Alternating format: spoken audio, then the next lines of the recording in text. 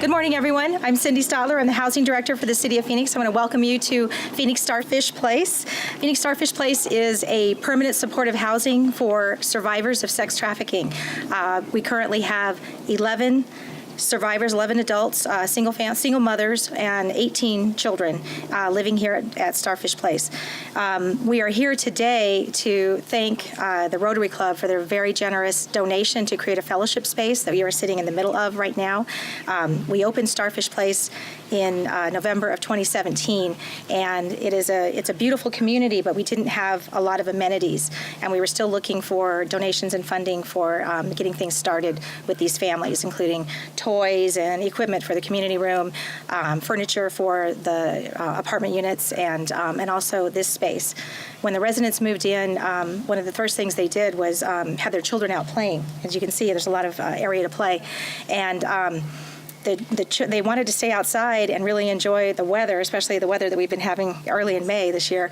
And one of the things they asked for was a barbecue, and we could not fund the barbecue from the housing department's funds. We were out of money after we bought this place and got it operational. So we are very, very thankful for the Rotary Club for stepping in and building this custom-built barbecue for our residents as they requested. They love it. They use it all the time. Also, this fellowship garden and some space just to relax.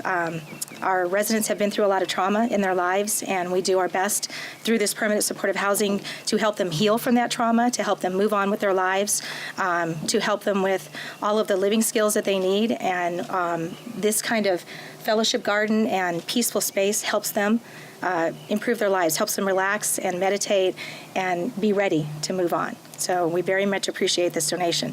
We have several people in the audience that I want to recognize that have been very helpful to Starfish Place over the years that we've been open. So the first is State Representative Shauna Bolick is here. Thank you so much. She came out and toured a few months ago and was very interested in what we were doing out here, and she told me she was able to include $300,000 in the state budget this year to help survivors of sex trafficking. So thank you so much for that. Appreciate it.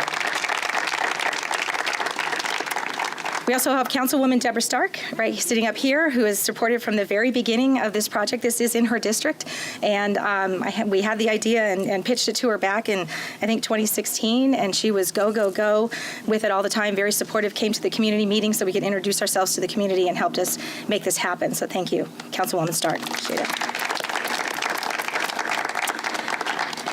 And we have Mayor Kate Gallego, I'm going to introduce in a second. She is here, and she has not only been supportive through this whole thing, she actually, I give her credit for making it happen. I was the housing director reporting to the subcommittee for housing and economic development in neighborhoods, and Kate Gallego was the chair as councilwoman over District 8, chair of that subcommittee. And she constantly challenged me to do many different things with public housing that was in her district and community outreach and all kinds of different things with Section 8 vouchers for vulnerable population, things like that.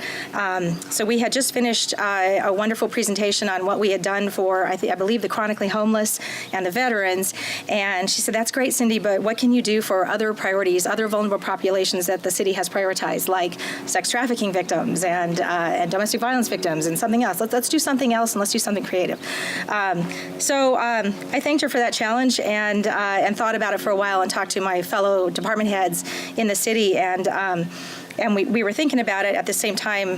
The Foundation for Senior Living had built this project, and I think they built it in 2015, and it was transitional housing for the chronically homeless families. And it's a beautiful facility, and it's brand new in 2015.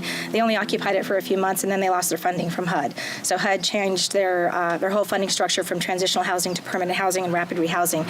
So it became vacant, and the City of Phoenix Housing Department was the primary lender. And so they came to us telling us they didn't know what to do with this place, and they wanted to give it back to us. And I said, wonderful. I was just challenged with doing something for survivors of sex trafficking. I think we can do something with it. So it kind of all fell together with the challenge and the timing and the circumstances. So we were able to make it happen, buy the place, and find the funding for the services. We have 2 caseworkers here that work with the families every day, and it just kind of all worked. But it was thanks to the challenge from Mayor Kate Gallego. So thank you, Mayor, and come on up and few words. Thank you so much. Thank you to Cindy and the entire housing department for stepping up when we offer challenges and finding a way to solve so many difficult problems in our community. Councilman Stark and I are very proud that the city has been called the most innovative city in the country by Governing Magazine, and this is part of how you get to be the most innovative city. If you take a look at challenges in the community and work with your partners to address them. So we said then Councilman Jim Waring, our vice mayor, has been really leading on human trafficking issues as well, saying that we want to be a city that's part of the solution to that very difficult challenge. And we look at all across the services, from the great work our police department does to how do we work with families who have been victims. And this is an important part of the solution. It has been wonderful to see how many other communities are interested in what we are doing at Starfish Place. It's a place where we're getting constant attention and visitors, and so we are grateful to Rotary for stepping up and making the type of investment that we are celebrating here today, where we really get to welcome people and have a great outdoor space for the community. So thank you to Alistair and the entire team at the Rotary Club for caring about our families in this community and stepping up to create this important place. The Rotary Club has been so generous in so many areas, whether it's investing in our young people or thinking long-term about community challenges. So thank you for your leadership and partnership in Starfish Place. It really has been a great success story across our community, with people from the state stepping up, as well as national support from Cindy McCain and others, and great leadership at the local level from Cindy Stotler. I hope this can be an example of that we can use going forward, where we have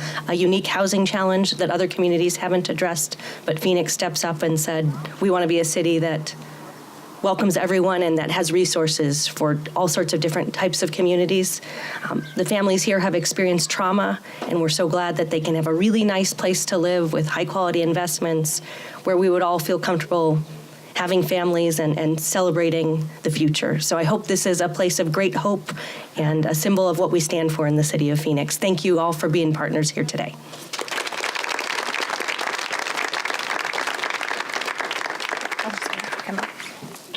So at this time, I'll ask Alistair Adele, past president of Phoenix Rotary 100 and one of the primary movers and shakers that made this all happen, to come up and speak. Thank you, Alistair. Well, good morning, everybody. It's great to see so many friendly faces out here.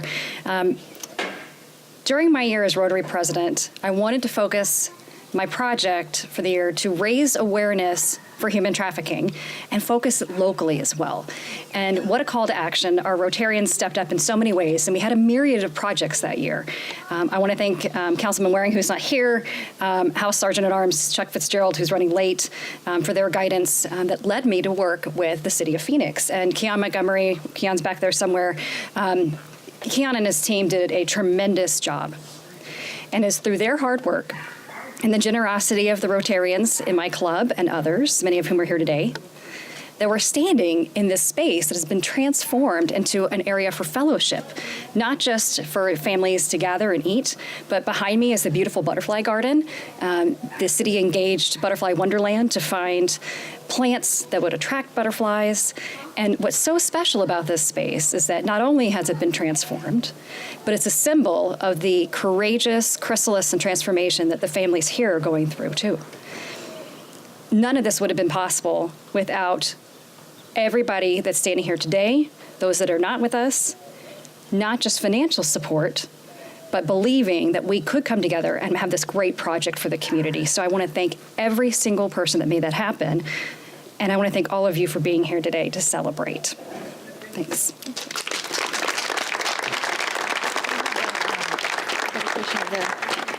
So Alistair, if you'll come back up, we have the plaque, and we want to dedicate it to the Rotary Club. And it's hard for me to read from here, but the plaque reads, "The greatness of a community is most accurately measured by the compassionate actions of its members." Coretta Scott King. So we want to dedicate this to the Rotary Club. It will be on the wall. We didn't have a chance to get it up there yet, but it will be on the wall, and we are sincerely grateful for what you've done. Thank you. Thank you, Mayor. Thank you so much. We do. Come on, this is yours. Everybody's.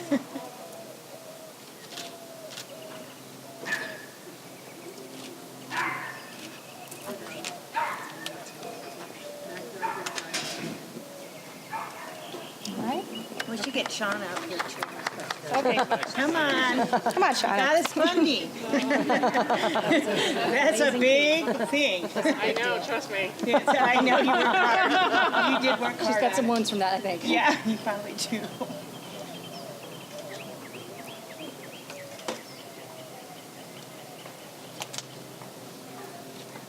David, can you get one of these?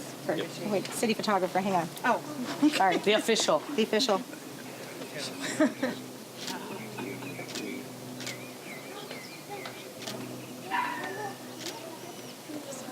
Thank you. All right.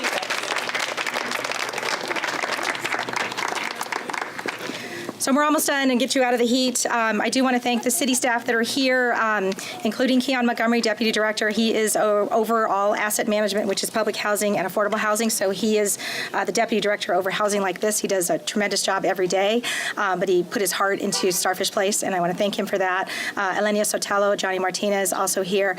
I also want to thank Dunlap and McGee, our property managers, who manage this every day and do a wonderful job keeping it looking beautiful, as you see. And then also Community Bridges is here. They are providing the casework services for our residents. So thank you, Community Bridges, as well. We have 2 units open on the second floor. The balloons will guide you to there if you'd like to tour the units. We have a beautiful community space inside, so you can see what we do inside. We have a library. We have computer center. We have rooms where we do the training and also, therapy and things like that, and offices for the caseworkers. So the community area is beautiful. You're welcome to tour that. And we have food and beverages. So please enjoy our open house and tour. So thank you very much for coming.